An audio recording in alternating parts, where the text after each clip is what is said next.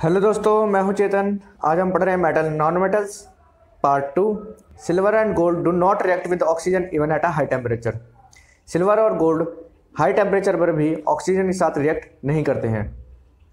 देख सकते हैं कि यहाँ पे लिखा हुआ है sodium is the most reactive of the samples of metals taken here. यानी यहाँ पर जो सोडियम को लिया गया है ये सबसे ऐसा मोस्ट रिएक्टिव एलिमेंट हमें अब तक दिखाई दिया है। लेकिन वही बात करें मैग्नीशियम की, the reaction of a magnesium is a less vigorous implying that is not a reactive as a sodium. हमने यहाँ देखा कि सोडियम के जितना रिएक्टिव नहीं है मैग्नीशियम।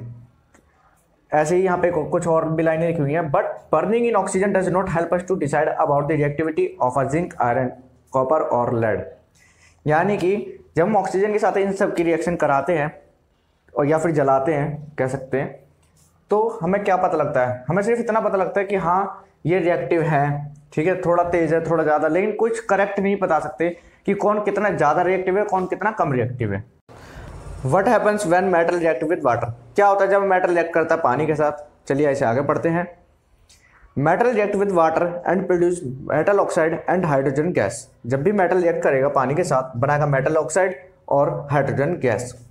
आगे देखते हैं, यहाँ पे बोला गया है कि मेटल ऑक्साइड सॉल्युबल है पानी के अंदर और वो बाद में बना देती है मेटल हाइड्रोक्साइड। लेकिन but all metal do not react with water. सभी के सभी मेटल पानी के साथ रिएक्ट नहीं करते। सिंपल, मेटल प्लस वाटर बनाते हैं metal oxide plus hydrogen gas. आगे पढ़ते हैं। Metals like potassium and sodium react violently with cold water.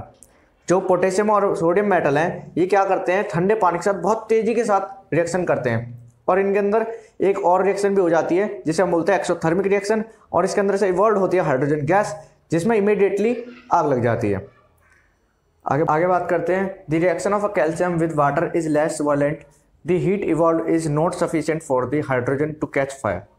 यानी जब कैल्शियम को पानी के साथ रिएक्शन कराते हैं तो ये इतने अच्छे से रिएक्शन नहीं कर पाता, जिसके कारण हाइड्रोजन तो निकलती है लेकिन इतनी हीट नहीं निकलती कि उसके अंदर आग लग जाए। Calcium start floating because the bubbles of hydrogen gas from sticky to the surface of the metal. Calcium तैरना शुरू कर देता है क्योंकि हाइड्रोजन के बबल्स बनने लग जाते हैं जिससे मेटल के सरफेस के ऊपर एक स्टिकीनेस से पैदा हो जाती है।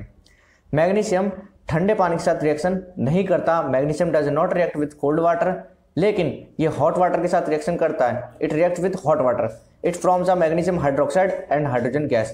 जब भी मैग्नीशियम गर्म पानी के साथ रिएक्शन करेगा वो हमेशा मैग्नीशियम हाइड्रोक्साइड और हाइड्रोजन गैस को बनाएगा। It also starts a floating due to the bubbles of hydrogen gas sticking to its surface. इसमें क्या होगा कि हाइड्रोजन की गैस बबल्स निकलेंगे जिससे वो भी सरफेस पर आगे स्टिकीनेस पैदा कर देंगे। Metals like aluminium, iron and zinc. Metal जैसे कि एल्यूमिनियम, आयरन एंड जिंक है, ये कभी भी ठंडे और गर्म पानी के साथ रिएक्शन नहीं करते, लेकिन ये स्टीम के साथ रिएक्शन कर देते हैं। They react with steam to form metal oxide and hydrogen gas, और बनाते हैं मेटल ऑक्साइड और hydrogen gas. Metal such as lead, copper, silver and gold do not react with water at all. ये कभी भी पानी के साथ रिएक्ट नहीं करते। What happens when metal react with acid. क्या होता है जब मेटल रिएक्ट करते हैं एसिड के साथ? पढ़ते हैं आगे।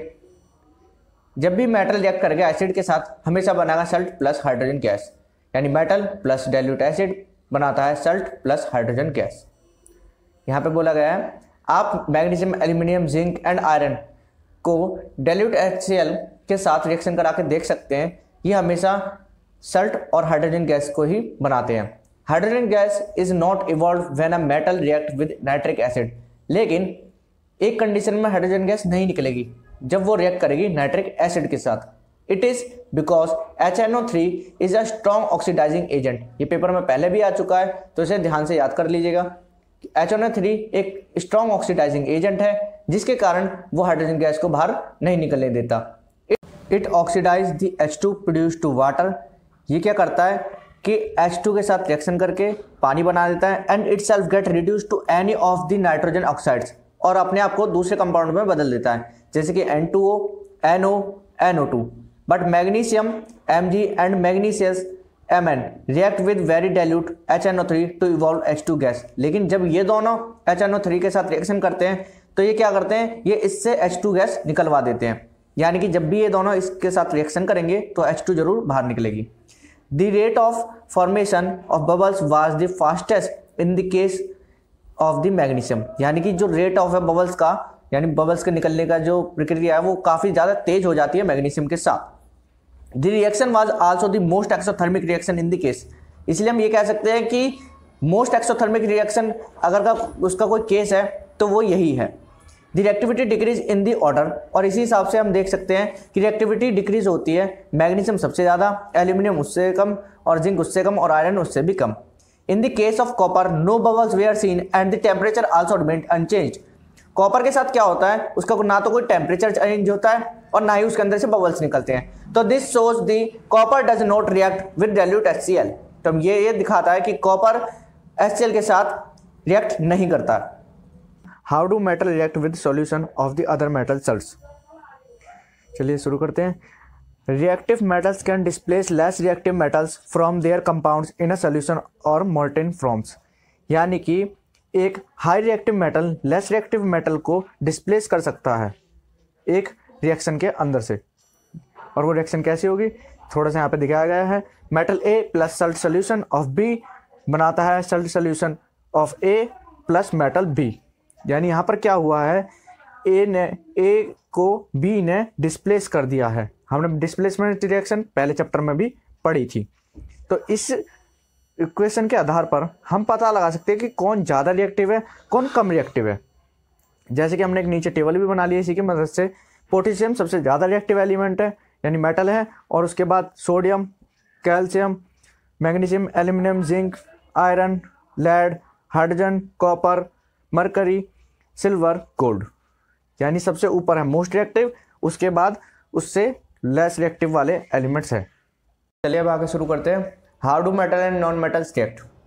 अब हम यहाँ पे इलेक्ट्रॉनिक कन्फिगरेशन के बारे में बताया, हम ये 9th क्लास में भी पढ़ चुके हैं कि इलेक्ट्रॉनिक कन्फिगरेशन क्या है और कंपाउंड कैसे बनाते हैं।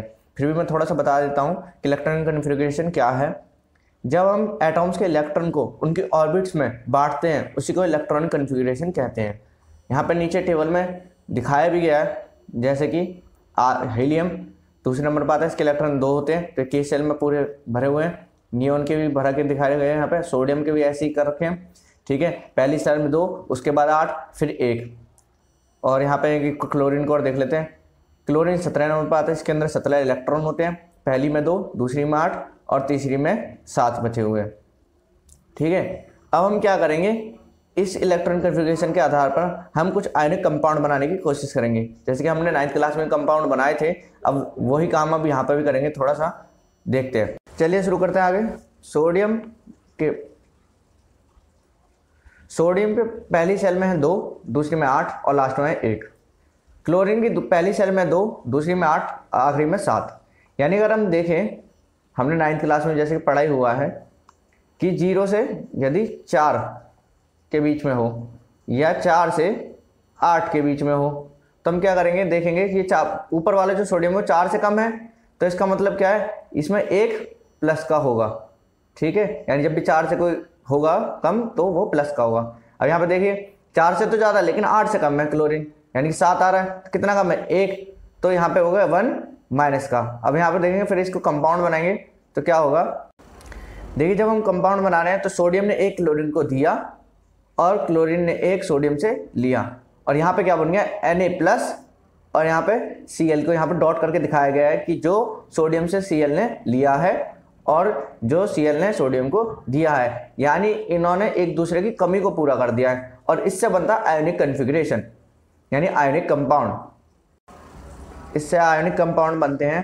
अब आगे बढ़ते हैं। Sodium and chloride ions being oppositely charge attract each other and are held by strong electrostatics force of attraction, यानी इनके अंदर अपोजिटली ये चार्ज होते हैं तो इनके अंदर एक ऐसी अट्रैक्शन फोर्स आ जाती है जिसको हम इलेक्ट्रोस्टैटिक्स फोर्स कहते हैं, और ये काफ़ी ज़्यादा स्ट्रॉन्ग होती है, जिसके कारण इन्हें अगर ब्रेक डाउन कराने की कोशिश करी जाए तो बहुत मुश्किल हो जाएगा। तो आगे लिखते हैं, it should be noted that sodium chloride does not exist as a molecules but aggregates of oppositely charge ions. ये नेचुरली तो नहीं मिलता, लेकिन ये एक दूसरे से जुड़कर चार्ज आयंस बना देते हैं। आगे बढ़ते हैं। यहाँ पे दिखाया गया है एक और यहाँ पे एग्जांपल दिया गया है। मैग्नीशियम के यहाँ पे 2, मैग्नीशियम के पावर कितना है, 2 होता है, यानी इसकी लास्ट सेल में 2 आते हैं और क्लोरीन की में एक आता है। अगर हम इन दोनों का कंपाउंड बनाना हो तो हम क्या करेंगे, यहाँ पर Cl2 ले लेंगे और Mg एक ही रखेंगे, क्योंकि एक Cl एक Mg का ले लेगा और दूसरा Cl दूसरे Mg से अपना इलेक्ट्रॉन ले लेगा, जिससे कि एक आयोनिक कंपाउंड फिर से बन सकता है। तो इसे हम बोलेंगे magnesium chloride. The compounds formed in this manner by the transfer of electrons from a metal to a non-metal are known as ionic compound और electrovolvent compounds। यानी कि जब आयनों के एक्सचेंज से मेटल और नॉन मेटल के बीच में कोई कंपाउंड बनता है उसे आयनिक कंपाउंड कहते हैं और इलेक्ट्रोवॉल्वेंट कंपाउंड्स भी कहते हैं। प्रॉपर्टी फॉर आयनिक कंपाउंड्स पढ़ते हैं, क्या है आयनिक कंपाउंड की प्रॉपर्टी यहाँ पे कुछ दी गई है, तो हम इन्हें एक एक करके पढ़ेंगे। Physical nature, ionic compounds are solid and are somewhat hard because of this strong force of attraction. ये जो इनकी फिजिकल स्टेट है जो काफी ज्यादा स्ट्रॉन्ग होती है, क्योंकि इनके अंदर जो अट्रैक्शन है, अपोजिटली अट्रैक्शन है, वो काफी ज्यादा मात्रा में होता है, जिसके कारण ये काफी कठोर होते हैं। इन्हें तोड़ना भी काफी आसान नहीं है। तो ये लिखा है this compound are generally brittle and break into pieces when pressure is applied. अगर इन पर प्रेशर लगाया गया तो चूरे चूरे हो जाएंगे, अलग नहीं होगा लेकिन ये चूरा चूरा हो जाएगा। यानी कि अगर हम कहें कि NaCl हम बना रहे हैं तो सोडियम अलग हो जाए, क्लोरीन अलग हो जाए, नहीं, ये ऐसा नहीं होगा, लेकिन ये चूरे में बदल जाएंगे। Melting and boiling points, ionic compounds have high melting and boiling points. इनके पास high melting and boiling points होता है क्योंकि the considerable amounts of energy is required to break the strong inter ionic interaction. यानी कि इन्हें तोड़ने के लिए बहुत ज़्यादा ताकत में इंटर आयोनिक अट्रैक्शन को तोड़ने के लिए काफ़ी ज़्यादा एनर्जी की जरूरत पड़ती है। सॉल्युबिलिटी कैसी है, electrovalent compounds are generally soluble in water and insoluble in solvent. यानी कि अगर वाटर की बात करी जाए तो उसमें घुल जाते हैं, और कुछ सॉल्वेंट ऐसे होते हैं जिनके अंदर नहीं घुलते, जैसे कि कैरोसिन और पेट्रोल और भी हैं एटसेट्रा। यानी कि अच्छा, conduction of electricity, the conduction of electricity through a solution involves the movement of a charge particles. यानी कि जो इलेक्ट्रिसिटी पास होती है वो तब एक सोल्यूशन के अंदर हो सकती है, चार्ज पार्टिकल्स मूव करेंगे जब। A solution of ionic compounds in a water contain ions which move to the opposite electrodes when electricity is passed through the solution.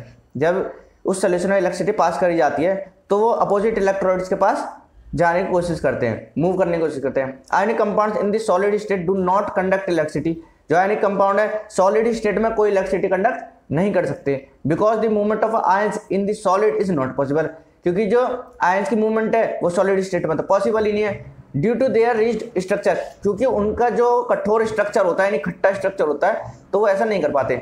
But ionic compounds conduct electricity, लेकिन ionic compound के अंदर electricity conduct हो सकती है in the molten state. किस state में, molten state में। This is possible in the molten state since the electrostatic force of attraction between the oppositely charge ions are overcome due to the heat. यानी उनके ऊपर वो heat की जो power है वो काफी अच्छे से उन पर काम कर सकते हैं। दस द आयंस मूव फ्रीली, जिसके कारण उनके आयन है वो फ्रीली इधर से उधर मूव कर सकते हैं और वो इलेक्ट्रिसिटी कंडक्ट भी करा सकते हैं। तो ये हमारी कुछ प्रॉपर्टी थी आयनिक कंपाउंड की जो हमने भी पढ़ी। तो चलिए दोस्तों, आपसे मिलते हैं अगले पार्ट में। लाइक और सब्सक्राइब करना ना भूलिएगा। नमस्ते।